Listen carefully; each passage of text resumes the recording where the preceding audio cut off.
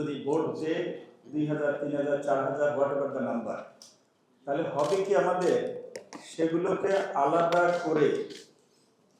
করে স্ক্যানিং করতে হবে। দেখা যাচ্ছে 5000 হলে 23 হবে, 5 5 25,000। তাহলে আমাদের যদি আরো 5000 হয় তাহলে 30,000। তাহলে আমাদের যে মেশিনের ক্যাপাসিটি সেটা হবে হয়তো 6000 7000 পার ঘন্টায়। স্ক্যান করার যে ক্যাপাসিটি, সেক্ষেত্রে আমাদের এক্সট্রা টাইম লাগবে এটাকে ম্যানেজ করার জন্য, কারণ ওইটাকে আবার ওখান থেকে প্রথমে আমরা যে কাজটা করব সেখানে একটু সময় লাগবে।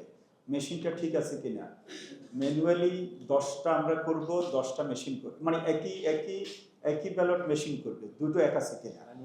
হ্যাঁ, ম্যানুয়াল করে আমরা কনফার্ম করবো যে মেশিন রানিং ইন অর্ডার।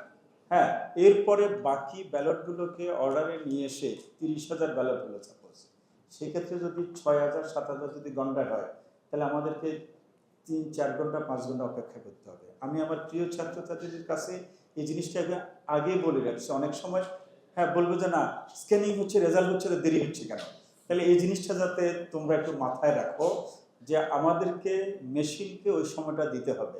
প্রতিটা কেন্দ্রে ভোট হিসাব করে স্ক্যানিং করতে 3 ঘন্টা লাগুক 4 ঘন্টা লাগুক, এই সময়টা আমরা তোমাদের কাছে চাইবো।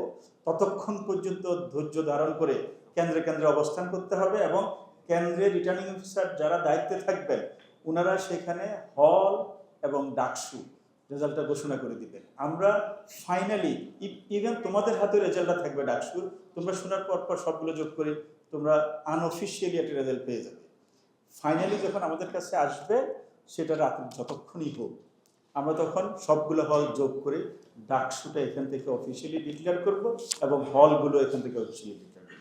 সেই সময়টুকু ধৈর্য ধারণ করার জন্য আমি অনুরোধ করব, এখানে যাতে কোনো ধরনের ধৈর্যের যাতে কোনো বিচ্যুতি না ঘটে, ইভেন মিডিয়ার ভাইরাও, কারণ মেশিন কাজ করবে, এখানে নাম্বার অফ ভোটার অনেক বেশি।